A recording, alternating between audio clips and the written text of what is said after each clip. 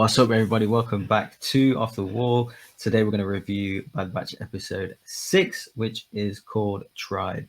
I'll be one of your hosts today. My name is Bogz with my girl, Sol. How are you today, Sol? Doing good. Really enjoyed this episode, so excited to talk about it. Me too. Yeah, it was pretty fun. Saw some old faces that we haven't seen in a while, which was a nice surprise. And yeah, it starts off with the Bad Batch basically meeting some droids to kind of have to sell something. And we see Omega wandering off again, as she does pretty much every episode, getting into trouble. And she stumbles across Gunji, who, who's being tortured at first. And then, if anyone doesn't know Gunji, of course, he is a character, a Padawan that appears in the Clone Wars, that goes on a mission to Ilum with Grandmaster Yoda, of course, to find his Kyber crystal for his lightsaber. And he was just a cute little, a cute little kind of Padawan at the time. And I didn't even think if he ever survived Order 66 and what happened to him, that kind of thing. So it was wonderful to see him again.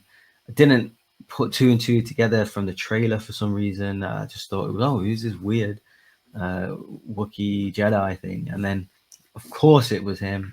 It's so good to see him. He seems really proficient as well. With obviously we see later in the episode with the lightsaber, deflecting blaster bolts, and being good at fighting, and obviously kind of speaking, or however he does, to the kind of beast on Kashyyyk, and just seeing how kind of connected he is as well with Kashyyyk, with the trees and everything. Just he's quite strong, which was a nice surprise. But yeah, what do you think of Gunji's appearance and where he's been and stuff like that? Well, first off, Omega needs one of those child leashes She's a leash, because yes. because she keeps going off, and I'm like, They need to put a tracker stop. on or something. Yes, Yeah. stop going off by yourself, Omega. Yeah. You're not allowed it anymore. But yeah, it was very surprising to see Gunji because I like when he showed up in the episode, I was just like, wait a second, is that Gunji from the Clone Wars? And I had to literally Google it and be like, yes, it is him. But his his proficiency kind of with the Force that you're seeing, it kind of shows why he's still alive after Order 66. But like you, I never thought like, oh, did this character survive from the Clone Wars? Because we got so little of him in the Clone Wars. So it's nice to see like an old character that if you are watching these shows and like are fans of like all of the Star Wars content, to get like little Easter eggs of things that you've seen before and be like, oh, happy surprise. I mean, it's Dave Filoni. Even episodes that you might not like more than others in the Bad Batch or in the Filoni verse, you're gonna get this. You're gonna get callbacks from, previous content or the movies or TV series, characters that we know and love, and everything is Force centric. Whether it's the kind of the longer plan or the short, the direct events that happen in that episode.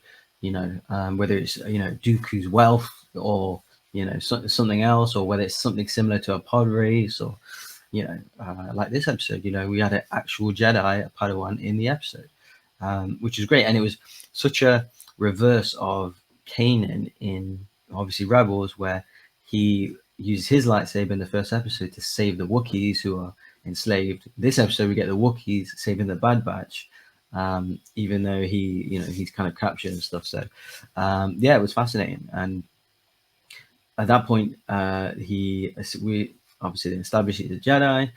He doesn't trust them initially. Obviously, they do ease him in, and with the help of Omega and stuff, then they establish to go to Kashyyyk. Again, that was great. Not seeing Kashyyyk in a bit. Obviously, it is prevalent in Revenge of the Sith, and we have seen him in a few video games. It was in Fallen Order, and in other forms and mediums as well.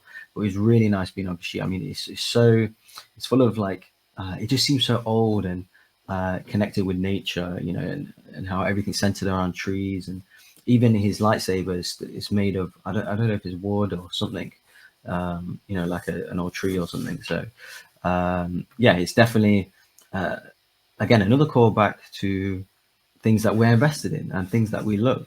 So I loved seeing Kashyyyk and being introduced to the tribe and establishing as well that the obviously they did ask, oh, the Empire kind of, do they have a stronghold on Kashyyyk? We obviously know that they do to a certain extent, but seeing the Trandoshians and you know the Wookiees clashing, we already know from previous you know kind of content and media that they do. We've seen this. Them two races or alien races, they just don't get on for some reason, and they're both super strong. Obviously, one has kind of like fur, so he's kind of susceptible to fire and things like that, and one is like lizard based, so it's just two juxtapositions and how they look and how they are and stuff. So I used to love back Chrysanthemum against Bosk as well. That they fought a few times in comics and things like that. So it was nice callbacks to that kind of stuff. So yeah, what do you think of Kashyyyk? And obviously seeing the Trandosians and obviously the Empire being there as well, and their stronghold of Kashyyyk. I loved seeing Kashyyyk, and I love just the fact with Star Wars is that we have to remember too that the Force is not just for the Jedi; it exists in all living things, and that's something that you can really see with the Wookiees on Kashyyyk is how much they like are in tune with nature and with the trees and like just even there are like kind of like prayers almost like with the trees there and even Omega at the end there with Gunji. And so the fact that you are getting some of the more spiritual and more of like the nature that you get by being on a planet like Kashyyyk was really nice to see. Yeah, and then obviously we're introduced to the other tribal kind of members or beings, where we see like you said, they're touching the tree, they're being connected to nature. Obviously it's called tribe, but the tribal elements of it, the kind of indigenous, ritualistic kind of traits to people indigenous of that planet.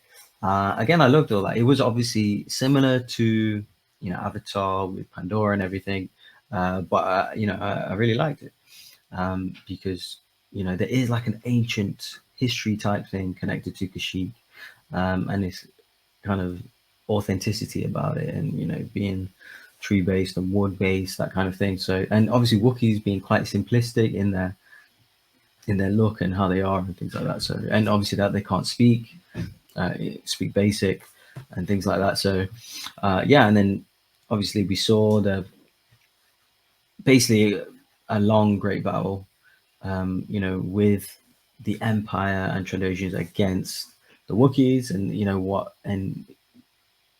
what ends up happening is obviously the Gunju kind of faces off against the leader. I didn't catch his name um, of the people trying to destroy the Wookiees and stuff, and then seeing the spider type creatures. I do really like the way that he deactivated his lightsaber at that point. Yeah. Being connected to these animals and to nature and showing how mature he is, because that is you know an absolute Jedi move to know when not to fight. That's kind of real strength and real power. So um, yeah, he deactivated it, and then he was kind of taken away by the spiders. So yeah, what do you think about the kind of battles and seeing Gunju and how mature he is? Because I was quite impressed at him as a Jedi, um, Mhm. as a Padawan. Not obviously being on the run and being by himself and stuff. So yeah, what do you think of the kind of events there? Gunji seemed to be fighting with like some anger and some emotion Mhm. kind of at the beginning. And as I was watching, I was like, that's very un-Jedi of you. But then I was also thinking, what did you have to do to survive this whole time since Order 66? So watching that and then to see that kind of turn at the end where he's choosing not to do violence and like letting those spider creatures take care of the enemy. I was like, oh, okay, no, you're still a Jedi. Like you still have that balance, that word you love, the peace within you. And I love too the fact that you have those creatures that are like, if you don't bother them, they're not going to bother you. And so you clearly see like where he deactivates his lightsaber, you would think that the other guy, which I didn't catch his name either, would probably learn like, hey, if I leave them alone, these spider creatures are not going to attack me. But they obviously don't. Like they're going after them as well.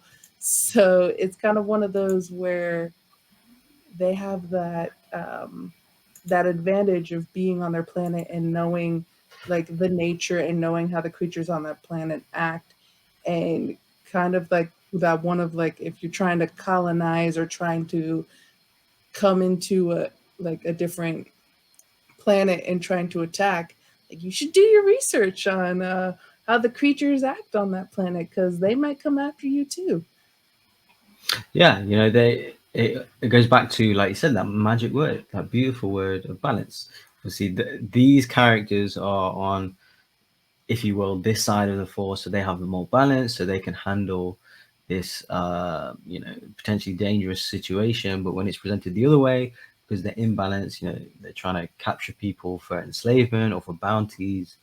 Obviously, bad things happen. That's just a general way of Star Wars. So, yeah, and then the kind of episode ends. But my biggest question after this episode is, who are they referring to when they meant, his to who is interested in buying Gunji, and where who was that they mentioned? Who was that they're Mhm. referring to? Was that is it an inquisitor? Is it someone else? Is it a politician? Is it someone in the empire? Is it Um, Grandpappy Palps? but yeah, potentially, who's the buyer that they mentioned?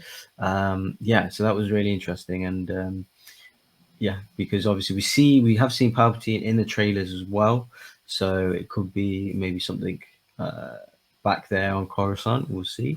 Mhm. What about you? Any theories? Any thoughts? Or who's the buyer? Or who they referenced?